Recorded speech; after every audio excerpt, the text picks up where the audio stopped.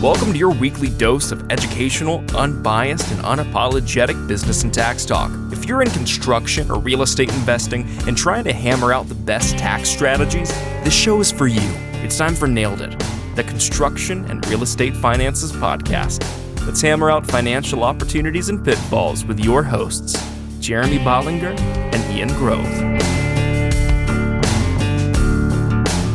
All right, welcome back. Here we are, Mr. Bollinger and Ian Grove, talking about basics of real estate investing. The basics of tax strategies for real estate investing. I think if you want to learn the basics of real estate investing, that's a different podcast. But this is a first part in a multi-part series. There's a lot of ground that we could potentially cover. Rabbit holes abound. But I think we'll probably end up coming back to some of these topics as we kind of progress and evolve down our happy little trail of discovery on this podcast. But let's talk about the opportunities inside of real estate. Let's talk about some basics here to make sure that we set the stage properly for everybody. And beyond just, I think, what everyone probably recognizes as real estate opportunities, which is investing in single family residences or your house. Can you give a more broad definition of like the opportunities that exist for real estate investing, and hopefully most of them are leverageable to a certain extent? Yeah, I think I'll just throw it out there. I think we already have this disclosure. I'm not a registered investment advisor, so I can't legally give investment advice. Neither can you. That's why Ian said that. The one thing I will say about investing, all the good long-term investors, and this isn't an original idea, Warren Buffett and all the good ones out there, they have books. You have to understand the risk reward ratio before you get into any investment vehicle. It doesn't matter if it's real estate, stocks, bonds, options, commodities. Understand what you're risking for what you're going to win. So the basic first one, the easiest way to start investing in real estate is buy your own primary residence. Because if you live in your primary residence and it's your personal residence, you live there for 2 of the past 5 years, you can sell it and you don't have to recognize any gain up to $500,000 if you're married filing joint, or $250,000 if single. And for just breaking it down, gain, how does that calculate it? So gain simply is your sales price less any commissions or closing costs that you come out of pocket. So net proceeds. And then for the individual who are in his primary residence, then it's your purchase price plus any significant improvements. All right, I put a new roof on there. I put a new AC unit, a new deck, new windows, start categorizing and coming up with all that so that you don't shoot above that $500,000 amount. Now, if you bought one for $1.2 million and you sold it for 1.3, there's no point in spending all that time. Don't waste your time trying to gather all that information because you're under your $500,000 if you're married and $250,000 if you're single. No. Let me just, I want to interrupt and highlight something because back in the day when I worked in operations for real estate finance, and a very common question that we would get that we always would defer to the tax professional, but it's what are my capital gains? And someone would buy a house for $400, sell it for $500, and they're like, isn't $500,000 the number I got to be worried about if I'm married? And I think it's important for everyone to just this might be below 101, but the gain is the difference between the purchase price and the sale price, whether that's positive or negative, and then any adjustments that you just mentioned. So it's the gain. So in that example, 400 to 500, the difference is 100,000. If you're married, you get $500,000 of exemption. It's the difference between the two, not the sales price. So go ahead. Yep. The only other thing I was going to say was, no, you cannot recognize a loss. So if I buy my primary, a bunch of people this happened to when the housing market crashed back in 2008, I have a house that, a lot of people didn't sell until they got back from being underwater. But if you bought a house for $750, sell it for $500, I can't take that as a loss if it's been my primary residence. Now, we can dive into the specific details for people if you do a house hacking. So you're living in part of it and then you're renting out other parts of the home. Yes, you can do that. But you'd have to start parsing out and assigning basis cost to the portion used as the personal residence and basis cost to what's being used for the rental portion. Now, the reason why I've done that 3 times now. I think I've bought and sold 3 primary residences to be able to take the $250,000 gain exclusion single each time that it happened. Because if you think about it, if I'm able to do this every 2 years, and I'm allowed to exclude 250 of gain, that between federal and state, now obviously some states don't have a state income tax, but when you start getting to that level of income, you're in the highest tax bracket. So the quick and dirty is 50% taxes. So if every 2 years I clear 250 in cash and that goes in my pocket, I needed to have a W-2 paying job, salary of 500. Simple math, 500 times 0.5 going to taxes leaves me 250. That's the way I like to do it. It puts quickly a bunch of cash in my pocket. And now I can take that cash and leverage it to start buying single family homes, to get into multifamily homes, to do RV parks, to buy a gas station, whatever. Because a lot of people, they will keep their primary residence, they move in another one, and then they will just rent that out. Well, if you do the cash on cash, or you look at your net cash flow for a month, and let's say you're clearing $1,000 a month, you're going to have to clear $1,000 a month for 250 months in order to get that windfall of cash I just got.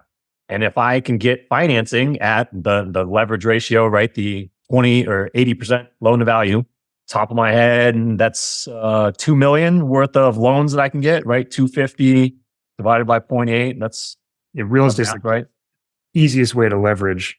So you quickly took a bunch of non-tax money, and now you can start building. Start building a real estate portfolio. And the reason why everyone likes real estate is, I'm just going to quote the movie. You and I both movie quotes, movie buffs. The founder, there's a quote in there.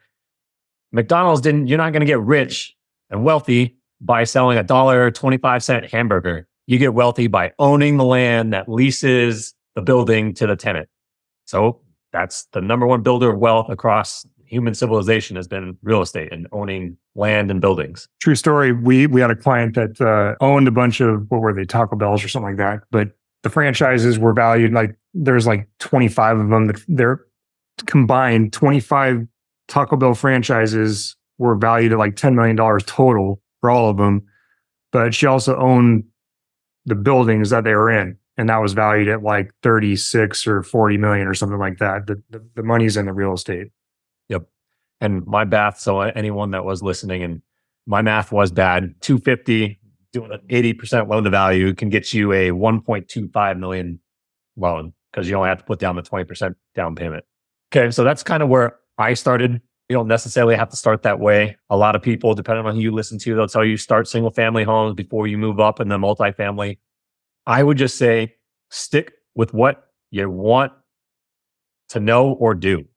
And that goes for anything. Again, I'm not an investment advisor, but most good investors, they will stick and stay in one asset class, or they will be a momentum. They'll do a swing trade. They're doing large caps. They're doing small caps. They're not flipping back and forth, because they learn and understand the risks associated with where they're at. And that goes not with just asset classes, but in different jurisdictions. So my background and specialties are construction and real estate. And a lot of the times when we would see construction companies fail, it's because they were in Arizona and they tried to go to Minnesota, or they were in Arizona and they tried to go to California. And we won't talk about what we think of California or what I think of California, but I don't want to go do business in California. Dude, I built a couple spec homes in Hawaii, and on paper, it looks like a great idea until like every geographic patch of dirt has its own nuances. And if you look like me, which all that means is I'm not from Hawaii, very obviously, you have to hire contractors. You have to hire the guys that'll stamp your pipe and wires. You gotta kind of know the right people in that zone. And they're either gonna drag their feet, charge you more, or or a variety of other terrible things that they can do while I'm paying interest at a bank for the money I'm using to build this house. So Hawaii is another interesting demographic, but like every piece of geography has its own unique set of nuances, and you're totally right. Like that makes sense that if you go outside of where you got a learning curve again. Well, even here, when we recently moved from Arizona to Asheville, North Carolina, and just that was different. where here in Asheville, or I think it's just statewide in North Carolina, you have to put down two different types of earnest money. One is non-refundable. Unless the seller has committed fraud and they are withholding information from you that you prove, and it's very hard to prove from what I've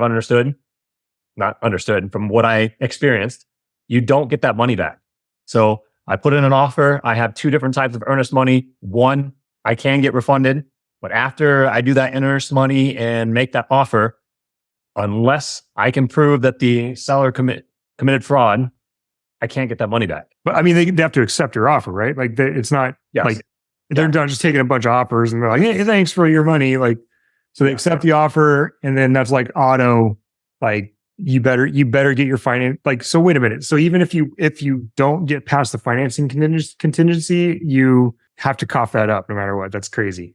Yeah. So the way the lawyer described it to me is, unless you can prove that they committed fraud, were withholding information, or there are significant issues that are identified during the inspection, anyone out there telling you not to get an inspection on a home, you're stupid. All it takes is for one investment that you do for them to have bad foundation, some significant termite damage, you are destroying your portfolio. So I'm just going to throw it out there. I've never bought a home, whether it's personal or investment, without doing, or a commercial property without doing an inspection. I think that's moronic. But dude, even with an inspection, like when we bought this house, there's still stuff that is popping up that didn't show up on the inspection. So get a good inspection. Yeah. So going back to that fraud, and then if there are things identified during the inspection phase that they refuse to fix that are legitimate. Okay, the patio is falling down. There's mold in your HVAC system that's blowing spores throughout your home, and it's causing you and your wife and your two dogs to get sick. Yes, that's what I had to deal with in this Asheville home. And even though that was on one of the first inspections, which somehow came its way to me, first inspection with a different owner, I talked to an attorney and said, unless you can prove that went to them and you have all those email records, you're wasting your time and money. Don't bother with it. You might as well not put down more earners' money somewhere else and just fix the HVAC system. Yeah. Yep. And so that goes to the point where it's called the sunk cost fallacy. And I'm guilty of this sometimes, but you get into an investment, whatever it is.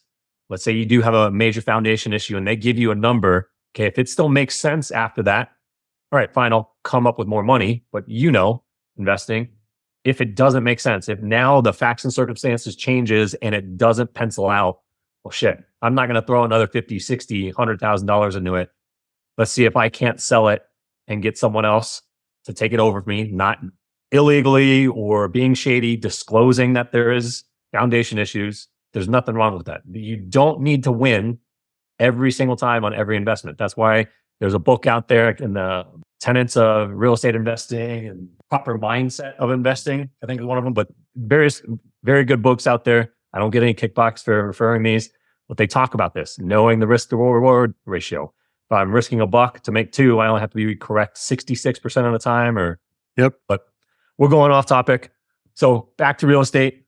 The reason why real estate has kind of blown up as the hot thing to invest in outside of crypto is as a result of Trump's tax law change, TCJA, Tax Cuts and Job Act, that went in effect September, after September 17th, 2018 is when you were allowed to do 100% bonus depreciation.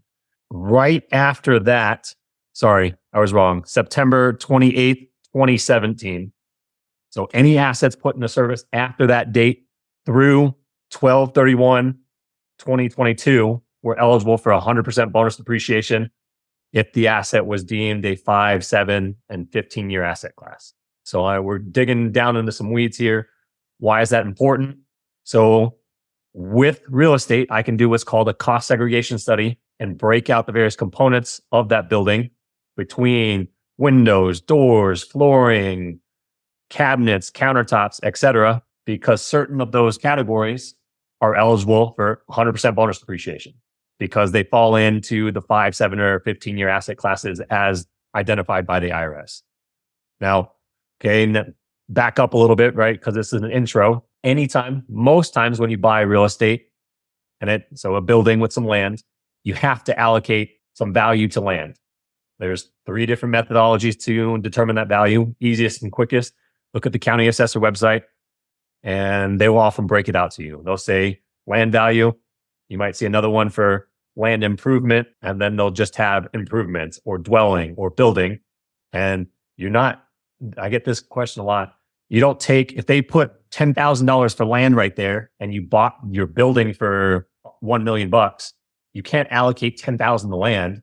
You got to do the ratio. So if they say it's 10,000 for land, 90,000 for the building, and they say the total value on the assessor website is 100,000, you just have to do the ratio. Okay, so there's who publishes the ratio? Like, is it the assessor or is it the IRC? The county assessors. So this is one way. Yeah, like if I go on the Maricopa County Assessor, Buncombe County Assessor, you name an assessor, most of the good ones. There's one in Florida, I can't remember, but they don't publish it, so you have to call in. And there was 2 weeks in a row where I had to call for different clients, but they both had property in Florida, and I got the same guy. And after the first call, he recognized my voice. It's like, "Oh, hey, is this Jeremy?" It's like, "Yeah, hey, man." You're old boys by now. Yep. But it's on the county assessor website. Okay, so like in like a high cost neighborhood, like for example, I'm from Washington State, in the neighborhood that I'm from, like the land itself a lot of times will be more expensive than the building that sits on it. So I can't just like there's preventative guardrails, I guess is what I'm saying, from me saying, no way, this land isn't worth $2 million, it's worth 200, the building's worth 2.5 or whatever, like that. There's guardrails. Yeah. In general, you want to assign as little value to land, because land you can't depreciate. And we'll talk about that in a second. Depreciation is a non-cash expense. But the reason why I say in most situations, you want to allocate as little to land as possible, and we'll talk about this on another podcast, is qualified opportunity zones. For those, another tax technique where you have to improve the value by 100%, but it's just on the building. So in those situations, if I can allocate less to or more to land and less to the building, I don't have to invest as much to increase the value significantly or substantially, whichever the word is that they use. Yeah. But traditional real estate investing, you're trying to assign as little to land as legally possible. I've seen tax returns where their CPA or tax preparer just puts 10,000 every single time, or $1 every single time. And their response will be, well, I've been doing that for 30 years. I've never been audited. Well, I would argue, I don't do this, but I could go 95 miles an hour in a school zone.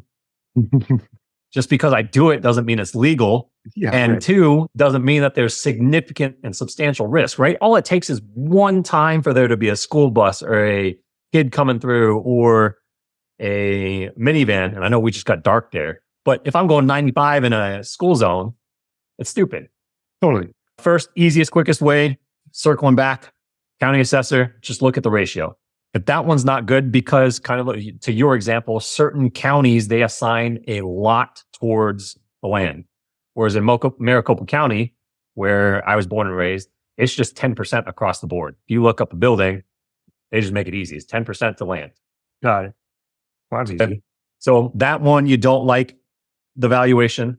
Then the next easiest, cheapest way is to look at comparable land sales. So if you know a realtor, reach out to them, see if they can pull some comps for you real quick. They're a good buddy. All right, I'll buy you a 6-pack, buy you some pizza, or we'll get a little bit more expensive. I'll get you drunk for a night. And they should take you up on that offer. Question I normally get after that is, well, I have my real estate license. Can't I just do it? You can, but I would also shoot that off to a colleague and say, hey, do you think this is representative of my property? Are these comparable sales? So that the IRS, if you do get audited, isn't saying, well, you just picked the best case scenario for you. Because it would be in your best interest as that real estate agent on your own property to cherry pick and show the least the land as possible. So you're trying to get an independent person to agree or to set the value for you. It's like a conflict buffer kind of thing. You're conflicted if you're going to pick your own value. Yep. And same thing with like, hey, the land value is worth $100,000 here, even though that's way less than 10% if it was like the county you're from. Yep. And then the final third option is just paying for someone to do a valuation for you. So getting a third party appraisal. Oftentimes those come with the property when you purchase it. Now, again, if the goal is to set the lowest value to land as possible, normally I will and I tell clients, talk to the third party appraisal doing it. Just like valuing a business, there's different methodologies to value a business, just as there's different methodologies to valuing the land. And you tell them, hey, I'm legally looking to assign as little value to land as possible. Here's my goal. Some of them will, okay, I'm not doing anything incorrectly. I can just weight more towards this methodology. Right. Got it.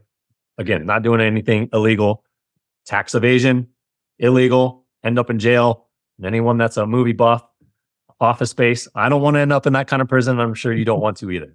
You're showing your O face to the wrong people. Right. Okay. So, well, we're pushing past time, but to kind of summarize, like what you're aiming for there is the reason why you want to put value on a building and reduce the amount of value on land is for depreciation, right? I mean, you're trying to leverage and what's like, just, I think wrap it up with this because we're going to spend another episode on cost seg specifically, but like for people's reference, like just give a 101 version of what depreciation versus deduction is. I mean, I think depreciation is a kind of deduction, but like, can you explain that? Yeah. Depreciation is solely non-cash. So I buy an asset. You can buy it 100% with cash or you can leverage it. And whether we're talking GAAP or IRC, Internal Revenue Code, you have to capitalize those. And then you have to depreciate that over the useful life. GAAP, so for financial statements, generally accepted accounting principles, you can estimate that. Whereas the IRS they're not going to let people estimate because if you allowed everyone to estimate, what are they going to say? Well, that building's not going to last 27 and a half years. It's only going to last 5. So if I'm in basic math, if I'm dividing 1 million by 5, it results in a larger number. Whereas if I'm dividing 1 million by 27 and a half, it's a much lower number. Right. Why did I choose 27 and a half? Well, residential buildings, 27 and a half, commercial buildings, 39. Right. And so depreciation, non-cash, is just my way of writing off that asset I had to put on the books and depreciate over 27 and a half years. Whereas a deduction is normally, for most people, cash I paid out the door. And we could dive down into the weeds between cash basis and accrual basis, but another topic for another day. So just so I like, this is a question that I've always, I guess, in my head couldn't wrap my head around, but like, if I buy a building for business use and I pay $100,000 for the building, that's $100,000 of cash out the door. Why don't I get a deduction? I have to depreciate that stupid thing over time. I don't get that deduction today. So like that to me has always been annoying, but I'm assuming that fits a certain theory of why the code is structured in such a way that, you know, it can always piss me off though. Yeah. You're talking about the matching principle. So yeah. They say, all right, that asset's going to produce revenue for you for years. So we're trying to match the revenue that's going to be produced with the expenses so that you don't have a wave in your financials. Fair. I mean, I guess the short-sighted thinking is let me get a deduction now for like as much as possible. Forget about next year. But then when next year happens, and this is like the snowball effect that is super common. Next year happens, I'm like, dang it. Where'd all my deductions go?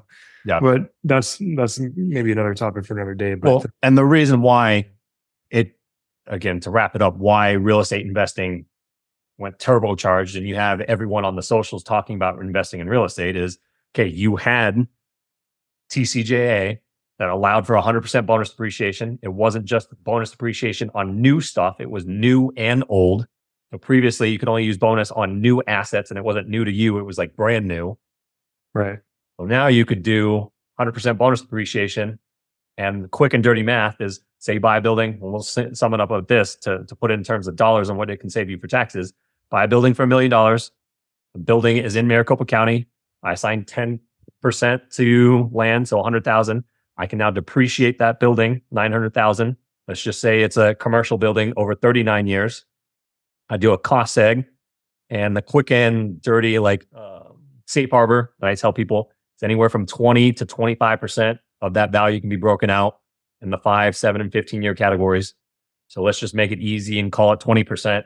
That's 180%, 180,000 of bonus depreciation. And assuming you can take it, we'll talk about that later, but assuming you can take it and you're in the 50% tax bracket, that just saved you 90,000 in taxes. Right.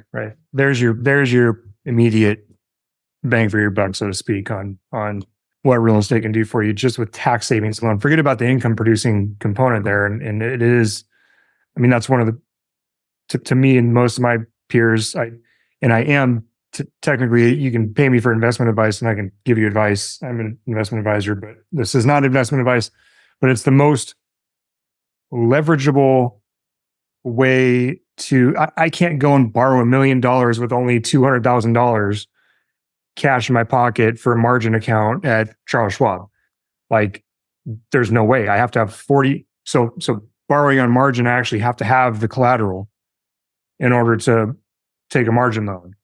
So you can't use bank money to something that's not I guess like a static asset is what I would call it. It's not like stocks go up and down, right? Like, it's just kind of the nature of how they function versus a home. And there's always going to be a home there, so that the risk is tempered for the bank. So you can leverage, and I can, instead of taking $200,000, if I'm earning 5%, for example, on my $200,000, forget about fees or whatever, but 5%, what is that? That's $10,000. That's $10,000 a year, 5% on $200,000. Or if real estate depreciating at 5%, which is aggressive, I think, but maybe 2.5 inflation, 2.5 appreciation, 5% on $1 million is $50,000. So there's quite a big delta there. I'm sorry, that's a big spread to be able to leverage on an income producing or potentially income producing asset. So it's such a approachable way to build wealth, I think, for a lot of people out there, myself and yourself included, that knowing how to best take advantage of not just obviously the leverageability and the wealth building component, but now if you know how to structure your affairs in the right manner, and as long as you meet certain criteria, you can really take advantage of some of the tax benefits from real estate that I think mostly gets lost on people just doing basic, like, I'm going to buy a house every 2 years, live in it, move out of it, buy another one, live in it, move out of it, buy another one. That does work. That, of course, that works, but there's other things you can do to further your cause and increase your bottom line. So that's my Ian Grove final thought for the day. Well, I think we're well and over on this one, but I think that was a useful intro discussion on some real estate concepts, and we'll start drilling into each one of these categories. Cost segregation is such a big one. There's so many armchair warriors and social media that use it to get clickbait and stuff like that, but they never tell you how to actually approach it. Spend the time, learn about it, listen to Jeremy talk about it, and you'll be well armed and ready to take advantage. So, anything else? I would just say, based on what little we were able to get through on the script, I'd say this was part 1, part 2, to answer some of the other questions and things that we just couldn't do in the amount of time that we allotted. Yeah, we'll keep going on the basic stuff, just to set the foundation. And then we'll talk about all the bells and whistles and big screen TVs and shit that go in your house after you got a foundation. All right, buddy. Good talk. We'll see everybody next time. Thanks for joining. Make sure you click subscribe. Peace out. Thanks, everyone.